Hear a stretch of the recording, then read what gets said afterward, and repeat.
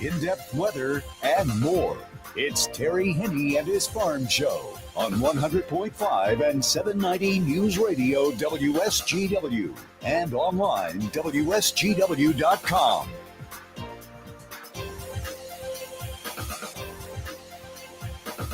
A mostly sunny good morning to you. I hope your day is going well for you, wherever you might be. Terry Henne here at Radio Center, along with Matthew Lester and Lakin Dew Russell. Started off the morning a little bit on the cloudy side, some drizzle around. Some folks didn't get much of anything at all. Other folks, maybe a tenth of an inch, but that was it. Looking at all of our reporting stations, for the most part, 1/100ths, 5/100ths, maybe a tenth of an inch, but you had to go a little bit further to the west in order to get that. By the west, I mean western parts of the Great Lakes Bay and over into Mount Pleasant. That's where they picked up a little bit more. They had a strip of precipitation that everybody was watching, running from roughly Ludington right straight to the east, cutting across the Great Lakes Bay and then up into Michigan's thumb. It looked more than what it really was as far as precipitation goes. In many cases, it was just cloud and maybe a little drizzle. The windshield wiper might have gone for one or two times on your trip to wherever you wanted to go, but that was it. We owe it all to a frontal system, which is currently situated over the Ohio River Valley. It's for the most part, it's just cutting off whatever precipitation is trying to work its way up into the central part of the continental United States. That frontal system, along with a rather strong subtropical jet stream, which is running across the southern tier of states, is the dominant weather feature. We're looking at quite a bit of precipitation in Texas, Oklahoma, Arkansas, and in some cases in Texas, flooding, flash flooding, where they were picking up upwards of 7, 8, and 9 inches of rain in a very short period of time. All the way up to really Waterloo, Iowa. Iowa had some reporting stations close to 3 inches of rain over the last 24 hours. But all of that is pretty much following that front. And as I said, the front is settling further south. So the moisture, whatever moisture there is not going to be working its way up into Michigan. So for the most part, after a cloudy start, we are going to be looking at mostly sunny skies. Right now, mild temperatures still for a good part of the lower peninsula. Matthew, what do you have here as far as the Great Lakes Bay goes? So, over at the airport, it's mostly sunny at 68. Over in Midland, it's also mostly sunny at 68. Here at Radio Center, it's mostly sunny at 69. We have east winds at 7 miles per hour, and our pressure's at 30.17, and it's rising. Looking at southern Michigan and seeing a little bit warmer temperatures. South Haven's coming in right now at 76. Coldwater's at 75. Holland at 72. Kalamazoo is coming in at 72. Battle Creek currently at 70. And Benton Harbor is reporting 77 degrees right now. A little bit further north, Manistee is coming in at 71. Everybody else, for the most part, is right about where we are and maybe a little bit cooler. You get over into Michigan's thumb, and we're talking maybe 3 to 4 degrees cooler there. Again, we owe it all to an east breeze, which is, as Matthew said, under 10 miles per hour.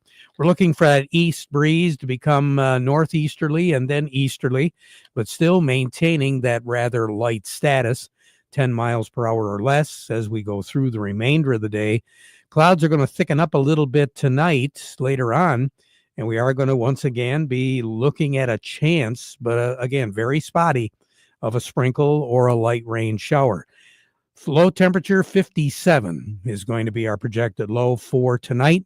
During the day tomorrow, not quite as warm tomorrow as what it will be today. We're going to be looking at a little bit more in the way of clouds tomorrow, but still, we're going to have a chance of seeing some sun. There will be a chance, very light, spotty, isolated shower during the day tomorrow. An east wind will be picking up a little bit more, peaking out at right around 15 miles per hour, where today we're going to be talking 10 miles per hour or less. That will be tomorrow, an easterly breeze, 10, 12, 13 miles per hour. And then Friday night, My guess is it will be closer to midnight, and after there will be a chance of seeing a spotty shower, a little bit better chance of seeing a spotty shower. That'll be on Friday night, but still, those showers will be isolated. They will cover a little bit more landmass, but not much. Now, during the day on Saturday, we're going to be looking at mostly cloudy skies, although there will be some sun, especially as we work our way through the day on Saturday.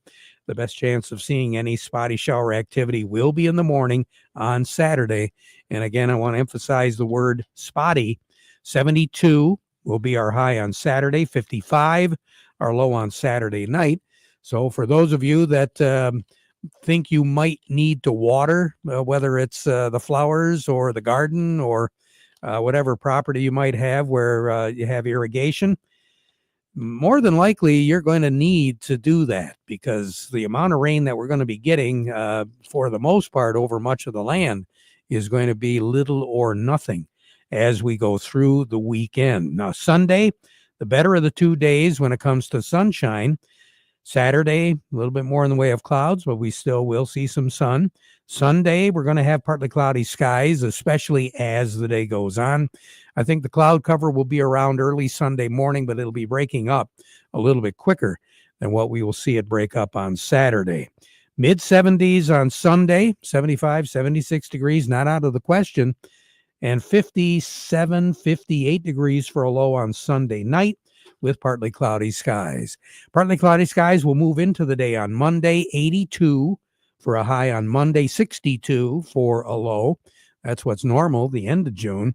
Then on Tuesday, partly cloudy skies, but then a chance of some showers later in the day on Tuesday and Tuesday night. Warmer still, 85, 86 degrees for a high, 68 for a low on Tuesday night. Then during the day on Wednesday, 85 for a high, upper 50s, low 60s for a high on Wednesday night.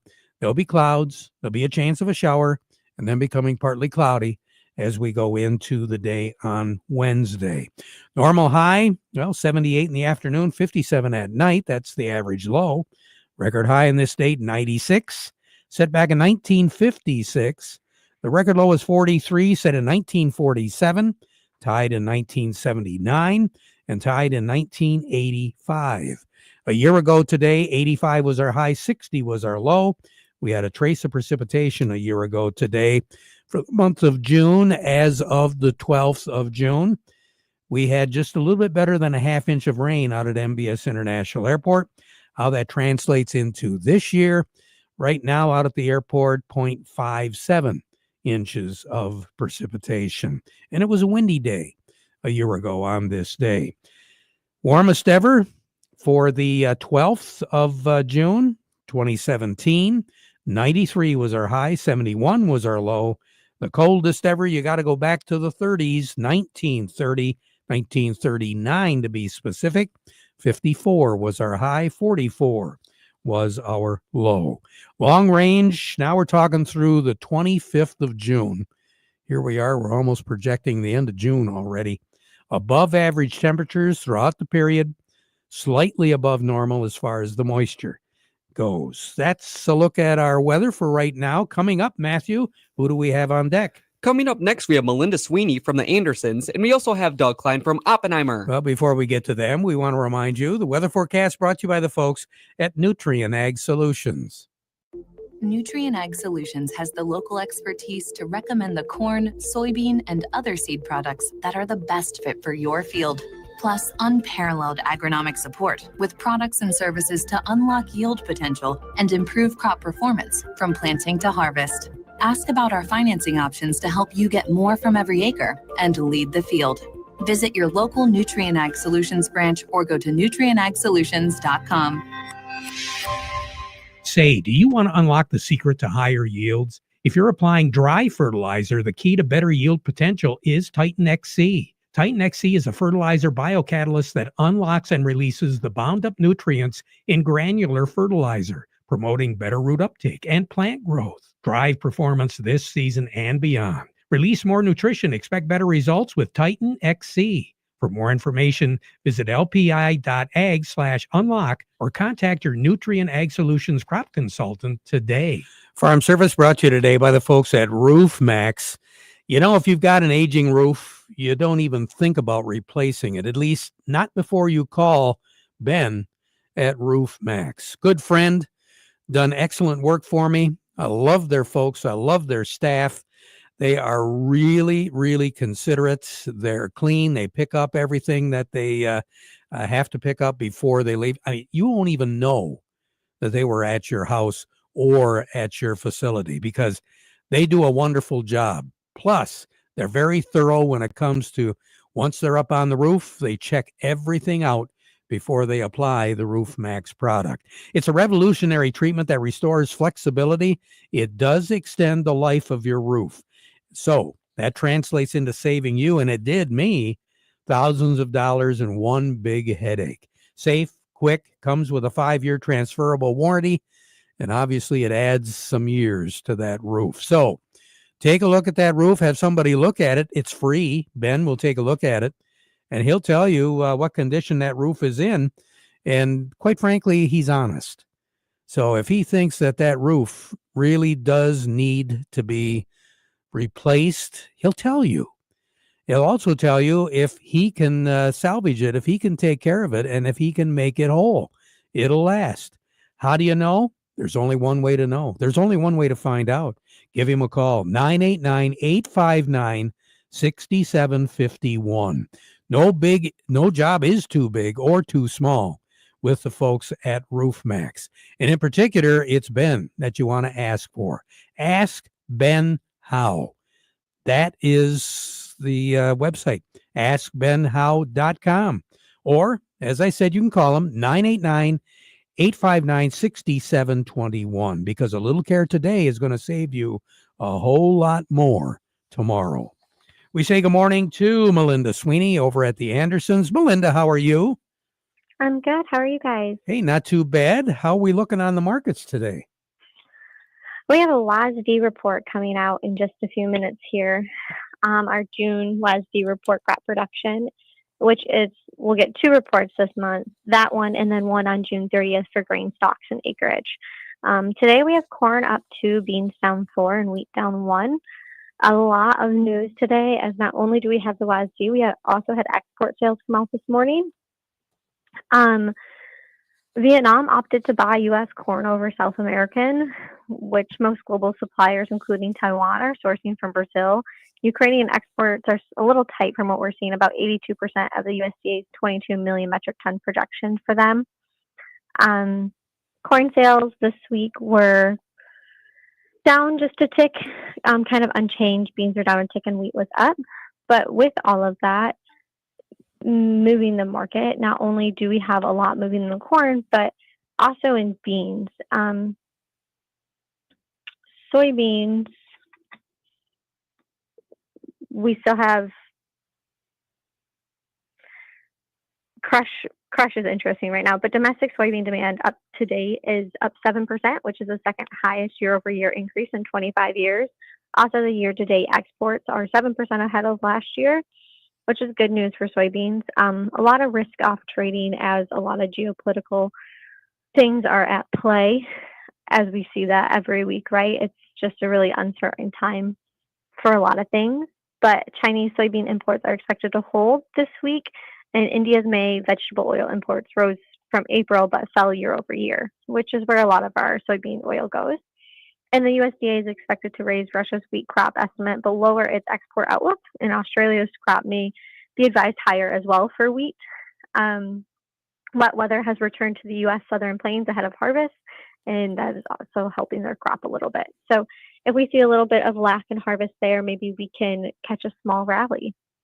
Well, I was just kind of curious because during the weather forecast, we talked about how much rain they were getting down in the south central part of the country, and then how much rain they got in Iowa as well as Nebraska. Nebraska had quite a bit of rain over the past couple of days as well. So kind of curious just how all of this weather is going to affect the market.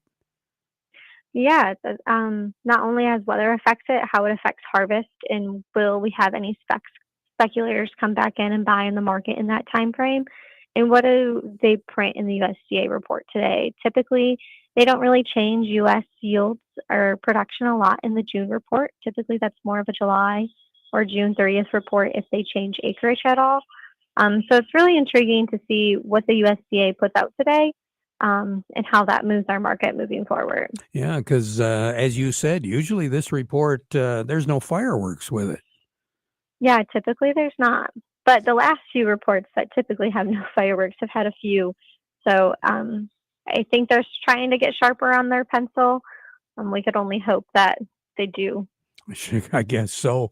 So right now on the board at the Andersons, what do you have, Melinda?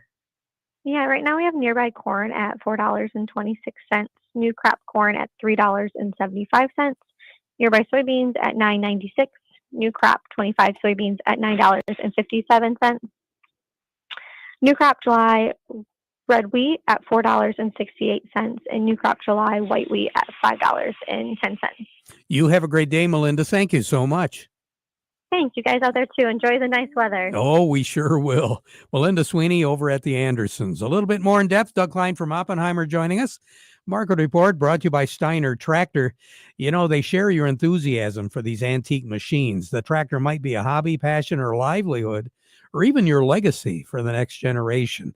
That's why they take their job personally at Steiner Tractor Parts, because they understand how your life and job both stop if that tractor stops running. And you definitely want to make it look really sharp, especially for some of the shows that might be coming up this summer. Steiner Tractor, 800-234-3280, or go to their website at steinertractor.com. Market Report also brought to you by the Frankenmuth Credit Union. They do have lines of credit, equipment loans, financing for purchasing land, credit cards, and more. They can be your hometown financial solution. All you got to do is check them out. They've got locations throughout the area, including up in the Sebring area, where we will be broadcasting our program tomorrow in anticipation of all the activities going on at the Sebring Sugar Festival, Michigan Sugar Festival, including the Crowning of the Queen. That will be tomorrow night. Find out more about the Frankenmuth Credit Union by going to their website at frankenmuthcu.org. Incidentally, our program tomorrow will be brought to you by the folks at American Crystal Hybrids and by Foster Blue Water Oil. Doug Klein, good morning. How are you? I'm doing good. How are you doing? So far, so good. It's festival time. Nice. Greek festival coming up this weekend. Sugar Festival coming up. And Auburn Corn Festival just around the corner, too. Could be something in town here, too. I can't remember. I think it's called the Bavarian Festival, if I remember right. Yeah. I was waiting for you to give them a plug. You did a good job. Well, let's see. Stock market's kind of even today. Dow Jones probably having the worst of the three. Boeing had an airplane. It wasn't there. Well, yeah, okay. So yeah, they built the airplane that fell out of the sky over in India. It doesn't look like there's any survivors. So their stock is down about $11. Still way elevated as far as that goes. The stock is doing okay. But as far as new highs, new lows, ConAgra hit a new low today. Campbell's Soup hit a new low today. So you still see the food sector in a little bit of trouble there.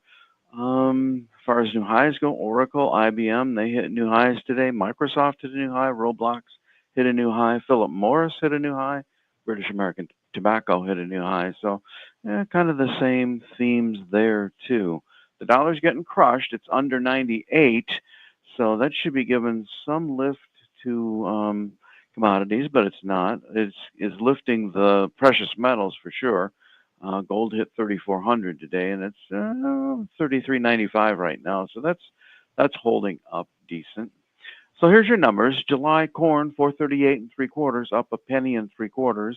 December corn 439 3/4, unchanged. July soybeans 1046 3/4, down 3 3/4. November soybeans 1027 1/4, down 2. July wheat is 532.5, down 1 3/4, and December wheat 568 1/4, down 2 1/4. Crude oil just holding steady, 66.82, down 8 cents. Heating oil is $2.19.20, down 1.25 cents. Gasoline is $2.15.21, down 1.5 cents. Natural gas is $3.52.5. That's up 2 cents.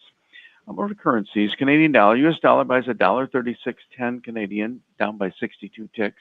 The dollar buys 143.66 yen, that's down 88 ticks. Euros continuing up, 115.73, up 86 ticks. And the dollar is at 97.98, down 65.5 ticks. Gold's at 33.95.50, up 66.40 an ounce. Silver's 36.37, up 11.5 cents. Platinum's $12.73.20, up $13.60, and copper's at $4.83.15, up 1.7 cents. All righty. Well, you have a good one, Doug. Thanks. You too. Get out and enjoy that weather, okay? Bye. Yeah. Talk to you later. I think he wanted to go. Doug Klein over at Oppenheimer. Farm Service brought to you today by the folks at Quality Roasting of Reese, offering competitive, consistent prices for your soybeans. Give them a call for a quote today. Coming up next, Matthew, who do we have? Coming up next, we have Jerry Samolsky from the Bay Landscaping and Garden Center in Essexville. But first, this. I'm Steve Cook from Cook Chevrolet in Vassar. Have you noticed all the great new colors that Chevrolet is introducing? A lot of pastels with a matte finish. Well, right now I'm driving a 2026 Equinox that's kind of a matte green. Chevy calls this color cacti green. Whatever, I love it, and you've probably seen it by now. By the way, I can't believe how great the features are on this Equinox, including new radio and climate control features and multiple safety cameras with great new views. And did you know that at Cook Chevrolet, the lease payments are as good or better than ever? The Equinox, including the electric Equinox, starts at an incredible $163 a month. Not $263, I said $163. And pickup truck customers, don't forget the Silverado, now starting as low as $214. Get out today. That's Cook Chevrolet M15 top of the hill in Vassar. Payments based on GM employee and family lease. 10,000 miles per year, 2,000 cash down plus tax. Call or visit us on the web at cookchevysuperstore.com. Chevy, together, let's drive. Farm Service brought to you by the folks at Freeland Bean and Grain. They've got a great selection of products right now from Sure Crop and Nature's that'll help you increase your yields. And of course, that expert advice from Vic Huffer. He'll be able to suggest a lot of products and a lot of things that you can use and that you can do as you try to make your crops more profitable this year. Serving you is their business, and they've been doing it since 1983, Freeland Bean and Grain. Jerry Samolsky joining us right now with the plant of the week. Jerry, what do you have? Terry, how about nine bark this week? Okay. Are you familiar with nine bark? No.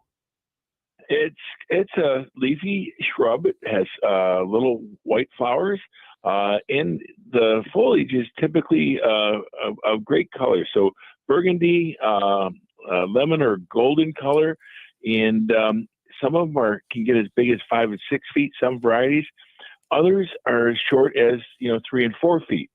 So all kind. Again, as always, there are so many varieties of plants, and that's one of the things I would caution people when they're looking. Look to see the size of the plants, and don't think if it says it's going to grow 8 to 10, I can hold it to 4 feet. That's going to be a big job. So, but nine bark are great. A lot of different sizes to choose from. The color, they're mostly sun plant. They're widely adaptable, and I didn't mention they're a native. So those people that like the natives, that fits that bill as well. So it checks a lot of boxes in your shrub planting, and they're easy to grow. Not a lot of diseases. There were some a while back that had some mildew issues, but those varieties are no longer available. So, yeah, nine bark, great plants. And you've got them at the nursery? We do. We've probably got about 10 different varieties here, and so we're here from 9 to 5 days a week, and 9 to 2 on Saturday. Jerry, you have a great day. Have a nice weekend, okay? Yes, sir. Happy Father's Day to you and all the listeners out there. Hey, there we go. Happy Father's Day. Jerry Samolsky, Bay Landscaping and Garden Center in Essexville. If you ever wondered how the Farmall tractor got its name, it's pretty simple. It does all. It farms all. And they've got tractors that range anywhere from 35 to 140 horsepower. So it'll work the job that you need to have done. And the folks at Weiss Equipment will pair you up with the right size tractor for the job that you need to have done. And right now, you can take advantage of special savings. If you're paying cash, you get a cash discount. Special financing, 0% interest up to 72 months. Remember, the Farm All does it all, and with these special financing offers on select Farm All tractors, now is the time to put it to work for you. Find out more about them. Stop by Weiss Equipment in Frankenmuth, doing it right longer. Along with me right now, Lakin Russell. And Lakin, I know over the last several years, we've had a big turn where people are using their Wi-Fi, using the internet, that sort of stuff for practically anything and everything they need to have done. But we're running into a little problem, and we have been, because in some areas, we don't have it. That's right. Even in the rural communities as well. And in today's America, some rural farming operations still lack the digital infrastructure to support precision agriculture. The Broadband Equity Access and Development Program, also known as the BEAD program, hopes to change this. CJ Miller has more information next. Well, we knew that the urban and rural divide on internet services was a pretty wide one, and that the pandemic 5 years ago exposed that in an even bigger way. But are we moving in the right direction now? Eric Pfeiffer reports. We've made a lot of progress since then, both with federal, state money, and private capital as well. That's Jeff Johnston, lead economist for digital infrastructure at CoBank, who says we're moving in the right direction, but we're not where we need to be quite yet. There is $42.5 billion, actually, that was earmarked out of the Infrastructure Investment and Jobs Act. And specifically, it's the BEAD program within that piece of legislation. And that's really exciting because that's an unprecedented amount of capital, unprecedented amount of money that the government has set aside to support building out rural broadband networks to get those who are not connected. The program hasn't made as much progress as was first hoped, but he's anticipating more progress to come in the months ahead. Johnston says rural electric cooperatives are the unsung heroes, doing a lot of work to close the divide. In terms of the work that they've done building fiber to the home networks for their members who don't have any connectivity, and they continue to do that. So kudos to them. They're playing a critical role in bridging the digital divide in rural America, as are rural telephone cooperatives and privately owned and managed rural telecom operators as well. So it's kind of a multi-pronged approach. Johnston says future 6G wireless development will be incredibly helpful for farmers to ramp up precision agriculture. As for the money in the BEAD program, it'll be interesting to see how that money gets doled out. He says hopefully it addresses what he believes is one of the biggest challenges to rural broadband deployment, copper wiring in rural areas. That was Mr. Pfeiffer with Michigan Ag Today. And Lakin, as far as the Wi-Fi is concerned and all those sorts of things, we have to think also about GPS. That's correct, yes. A lot of our farmers work with that. And talking about that, here's Craig Voorhees with the Rummel Agency.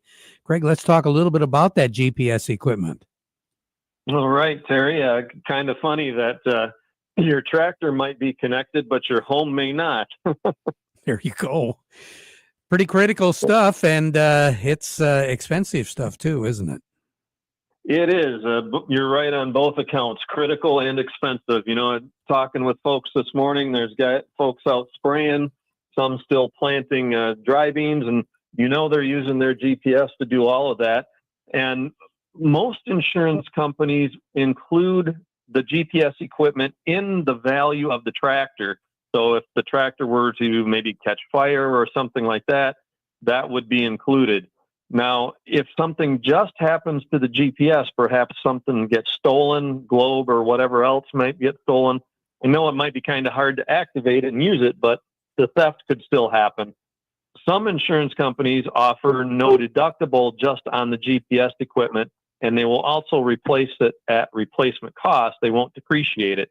So if you've updated that stuff in your fleet here recently, might be a good idea to see what kind of coverage you have and maybe update that as well. Good suggestions. Craig, you take care. We'll talk to you again soon. All righty? All right, Terry. Thank you. We'll be back at 12:30 with an update. Now we conclude with the playing of our national anthem, brought to you by Euclid Avenue Coin in Bay City.